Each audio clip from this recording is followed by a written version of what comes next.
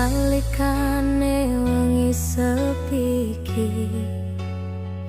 ati rasa par ngenteni sliramu nganti ra kroso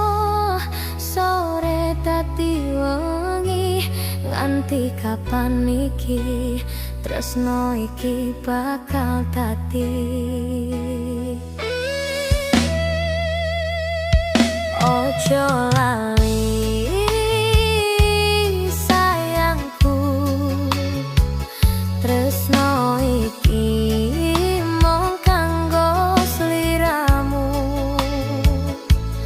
kowe sing tak tunggu nganti kapan wae aku tetep tresnani.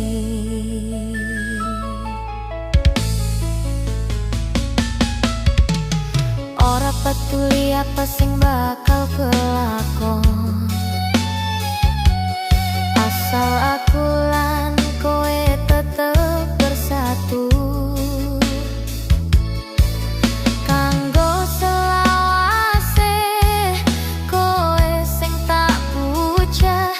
ngadeg ning jero ati ra bakal luntur tresno iki.